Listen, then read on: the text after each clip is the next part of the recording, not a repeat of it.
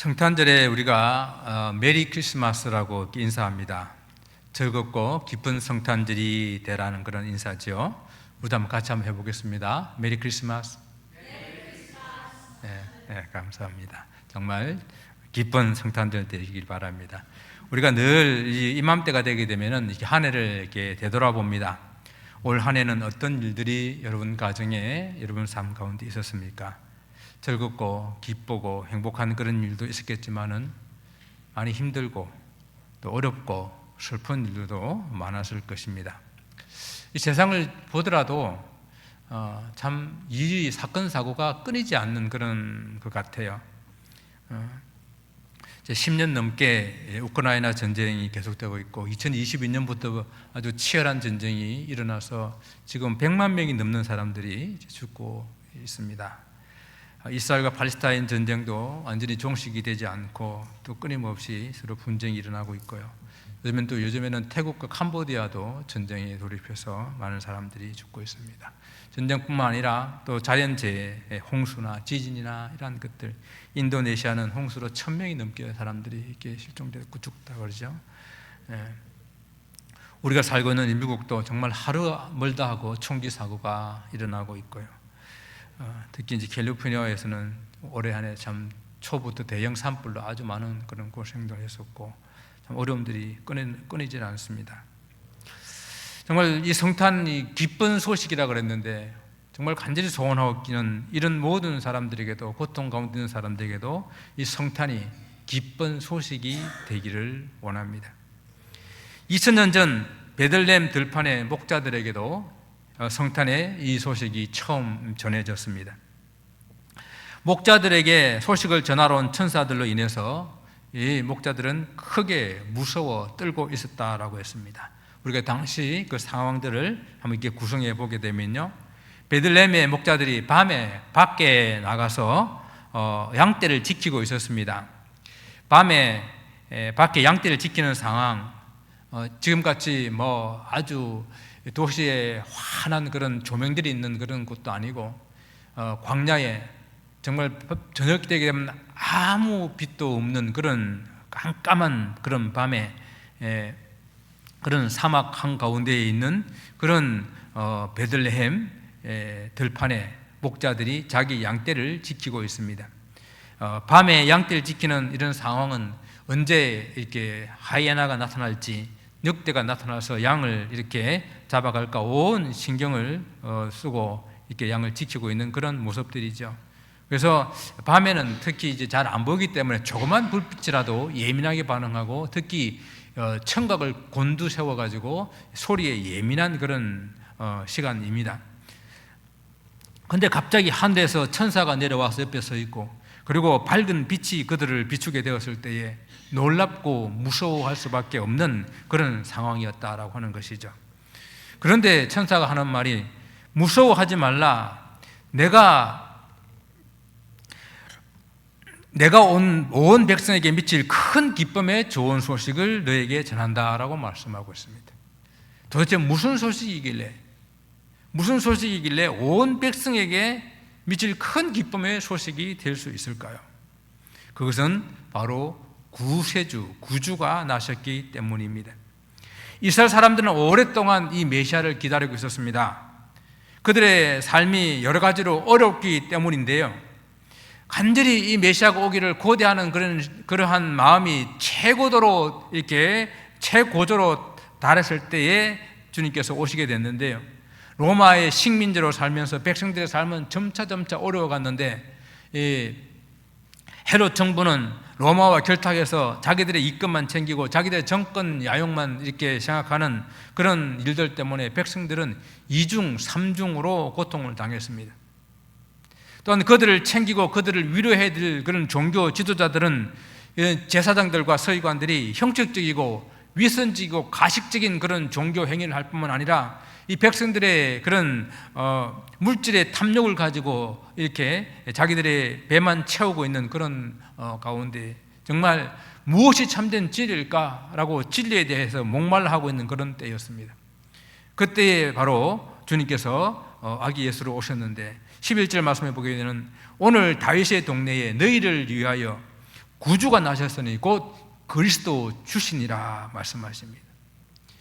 지금 현재 정치적으로, 종교적으로, 사회적으로 고통과 어려움 속에 있는 그들을 구원해 줄 구세주가 오셨으니 그들에게 참 기쁨이 아닐 수가 없습니다.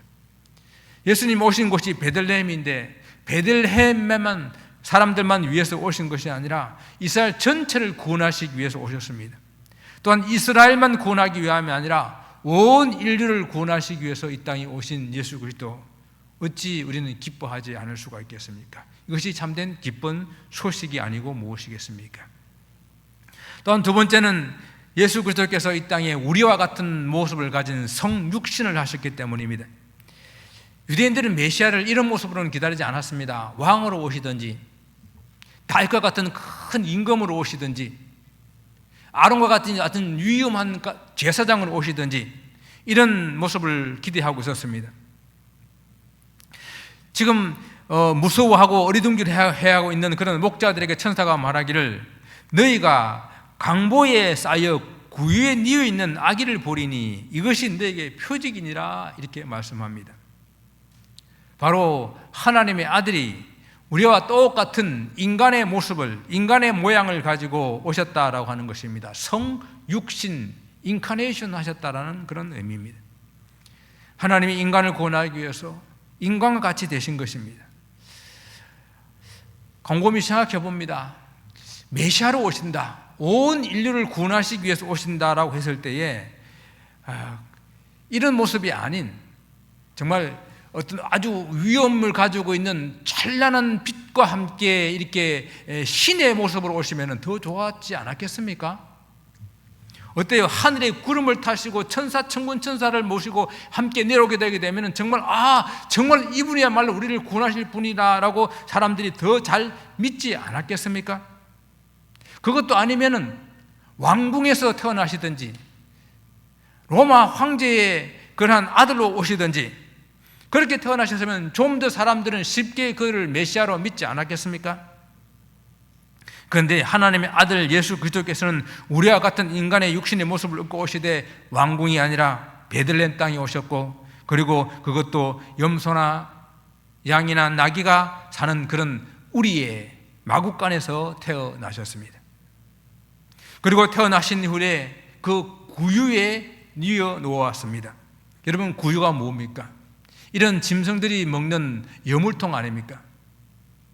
그 위에다가 지푸라기 올려놓고 강보에 싸서 뉘어져 있는 그런 예수 그리스도를 보게 될 때에 목자들에게 이것이 바로 내가 말한 온 인류를 구원할 메시아 그리스도임을 나타내는 표적이 될 것이다 라고 말씀하셨습니다. 왜 구유에 누워있는 이 예수가 이 목자들에게 표적이 될까요? 당시 목자들은 이스라엘 사회에서 가장 낮은 계급에 속하는 사람들이었습니다.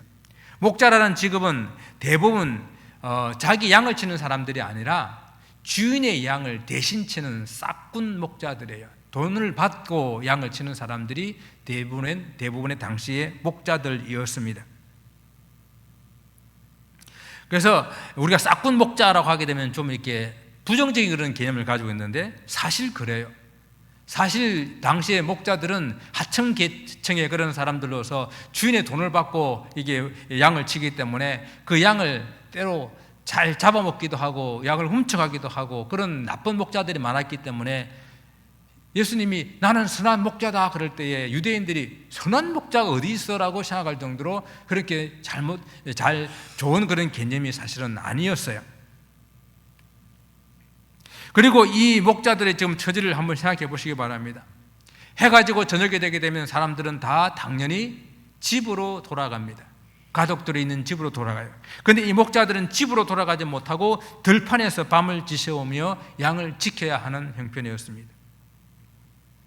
유대인들은 율법을 생명처럼 이렇게 여기며 살아가고 있는데 이 목자들에게는 이 율법이 그들에게는 아무런 의미가 없습니다. 지킬 만한 능력도 지킬 만한 이유도 없는 그런 사람들이에요. 율법 중에 최고의 법인 안식일 법이 있는데 그 안식일에도 그들은 일을 해야 됩니다. 양에게 먹이를 줘야 되고 양을 돌봐야 됩니다. 율법에 그들의 안식일법에 안식일이라도 양에게 짐승들에게 먹이를 주는 것은 괜찮다 그랬기 때문에 당연하게 합법적으로 그렇게 목자들은 그 일을 할 수밖에 없는 사람들이었습니다. 우리가 비근한 예로요, 오늘 본문에 다윗의 동네라고 그랬는데 이 다윗이 목동이었잖아요. 그 다윗은 자기 아버지 양을 치는 사람이었습니다. 그럼에도 불구하고 자기 집에 잔치가 열렸는데도 그 다윗은 그 잔치에 참석하지 못하고 들에서 양을 치고 있었어요. 그런데 자기 아버지 양이 아닌 돈을 받고 양을 치는 싹군 목자들이야 오죽하겠습니까? 이스라엘을 구원할 구주 예수께서 바로 그들의 땅 베들레헴에 오셨는데 그들의 목자들보다 더 낮은 곳으로 오는 것을 그들이 본 거예요. 사람이 아닌 짐승들의 처소인 우리에서 태어나시고 짐승들의 밥통인 구유 위에 누워 계신 그 모습을 본 거예요. 낮아지실 때 가장 낮아진 모습을 바라보시며 율법의 사각지대에서 고통받고 아무런 소외받고 있는 그러한 목자들, 그런 목자들보다 더 낮은 곳에 오시는 것을 예수님을 바라보고 이분이 우리의 구세주가 된다라는 소식을 들었을 때에 목자들에게 큰 기쁨이 되었다라고 하는 것입니다. 이 말은 이런 이야기가, 이런 뜻이 됩니다. 낮은 사람을 구원하는데 가장 낮은 사람을 구원하게 되게 되면 그 모든 사람을 다 구원한다는 그런 의미죠. 비근한 예로 요즘에 오바마 케어 그 한계를 정하잖아요. 지금 옛날에 우리 그 팬데믹 때에 그 많이 높여가지고 많은 중산층도 이렇게 혜택을 받도록 했잖아요. 그런데 이제 다시 낮췄습니다. 그 기준을 높여버렸습니다. 그런데 만약에 기준을 낮추고 연소득이 적은 사람 더 낮춰가지고 하게 되면은 어떻게 돼요? 모든 사람에게 다 혜택이 돌아갈 수 있도록 하기 위해서 계속해서 이렇게 낮추는 그런 모습을 가지게 되게 되면은 그것이 모든 사람을 다 혜택을 주려고 하는 그런 의미가 있죠. 그래서 뭐 100만 불이 아니라 200만 불 버는 사람도 오바마 케어 혜택을 주겠다 하게 되면은 많은 사람들에게 혜택을 준다는 그런 이야기 아니겠습니까? 이는 반대로 낮추고 낮춘 그러한 모습 가운데 예수님 오셨으면은 그 가장 낮은 사람들까지도 구원하겠다는 그런 의미로 우리가 받아들일 수가 있는 것이죠. 그래서 이 성육신하신 예수 그리스도는 내가 어떤 비참하고 내가 어떤 어렵고 어떤 슬픈 처지에 놓여 있더라도 그것보다 더 낮은 곳에서 오셔서 나의 구주가 되어 주신 그런 메시아가 된다는 그런 말씀입니다. 그래서 이 예수 그리스도의 오심은 온 세상의 기쁜 소식이요, 그리고 바로 여러분과 나를 위한 그런 기쁜 소식이라는 이야기입니다. 목자들이 천사로부터 소식을 들었을 때에는 이스라엘 땅에는 참 평화가 없었어요. 로마가 만들어내온 가짜 평화, 그 평화만 있었습니다. 로마가 무력을 가지고 이 세상을 평정하여서 이 세상 그 로마의 지배 안에서 누릴 수 있는 가짜 평화, 팍스 로마나, 그 평화가 지배했던 그런 시대입니다. 그러나 예수 그리스도께서 이 땅에 오심으로 말미암아 주시는 평화는 참 평화, 세상이 알 수도 없고 세상이 줄 수도 없는 참된 평화라고 말하고 있습니다. 그래서 오늘 천사들은 그 주님이 이 땅에 오심을 찬양하며 노래합니다. 지극히 높은 곳에서는 하나님께 영광이요, 땅에서는 하나님이 기뻐하시는 사람들 중에 평화로다. 하나님의 평화는, 하나님께서 주신 평화는 하나님께서 가장 사랑하시는 독생자 그 아들을 내어놓으심으로 이루어지신 그런 평화예요. 그래서 평화라고 하는 것은 자기 희생이 없이는 이루어질 수가 없는 그런 진리입니다.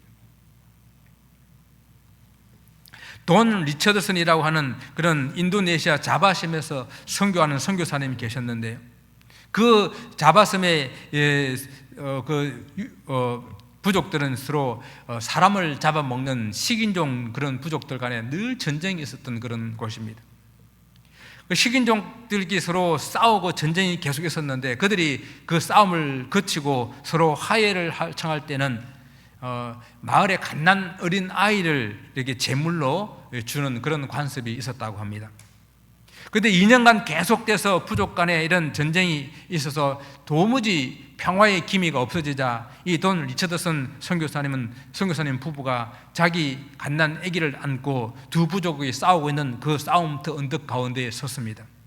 그리고 이렇게 외칩니다. 제 이 아이를 평화의 제물로 바칩니다. 이제 사람이 사람을 잡아먹는 악습과 서로를 미워해서 싸우고 있는 이 싸움을 중단하시기 바랍니다 하고 외쳤습니다. 그러자 양쪽에 있는 모든 그 두 부족이 그 평화의 외침의 소리를 기뻐하며 서로 화해하고 복음을 받아들이고 그 사람을 잡아먹는 그 식인의 습관을 버렸다는 그런 일화가 있습니다. 평화에는, 화평에는 희생이 따릅니다.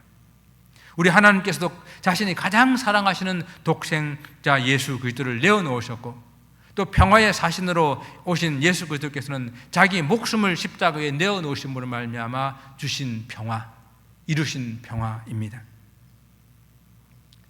이 땅의 평화는 죄로 말미암아 깨어졌거든요. 우리와 하나님 사이의 이 평화도 죄로 말미암아 깨어졌거든요. 사람과 사람 사이도 평화가 깨어졌습니다. 그 평화를 이루기 위해서 오신 것입니다. 여러분, 평화라는 이 단어의 히브리어는 여러분 잘 아시죠? 샬롬입니다. 샬롬. 아랍어는 살람. 이 샬롬인데요, 이 샬롬이라는 단어는 히브리어 샬렘이라는 단어에서 유래됩니다. 샬렘, 같은 어근을 가지고 있어요. 샬렘은 무슨 뜻인가? 샬렘은 값을 지불하다라는 뜻이에요. 평화라는 샬롬이 오기 위해서는 값이 지불돼야 된다라는 이야기입니다. 예수 그리스도께서 당신의 몸으로 이 모든 값을 다 지불하여서 이룬 샬롬, 그것이 하나님께서 우리에게 주신 평화입니다. 그래서 팍스 로마나를 종식하시고 팍스 크리스티를 이루신 참된 평화, 그 평화를 주신 것입니다. 이 땅에 죄가 들어옴으로 하나님과 원수가 돼서 모든 인생 가운데 없어진 그 평화를 다시 만들어내시는 참된 평화, 당신의 십자가에 당신의 몸을 내어주어서 우리에게 참된 평화를 만들어주신 그 평화, 이 평화의 소식을 우리에게 전해주시니 이것이 참된 기쁜 소식, 복된 소식이 아니고 무엇이겠습니까? 오늘 이 복된 소식을 또한 여러분에게 전합니다. 2000년 전 베들레헴 땅 짐승들의 우리, 구유에 오신 주님, 지금 이 땅 그늘진 모든 곳에 오시기를 바랍니다. 수많은 사람들이 죽어가는 그런 전쟁터에도, 종교와 이념이 달라 서로 총칼을 겨누고 있는 그런 분쟁 지역에도, 지진과 홍수와 질병 속에 고통하는 그 처절한 삶의 현장 가운데도, 그리고 매일매일 믿음의 지킴의 영적 싸움을 치르고 있는 여러분의 직장과 사업과 가정에도, 저 여러분의 구세주로, 우리와 같은 인간의 모습으로, 또 저와 여러분의 참 평화의 왕으로 다시 한번 우리 심령 가운데 오시기를 주님 이름으로 축원을 드립니다. 기도하겠습니다.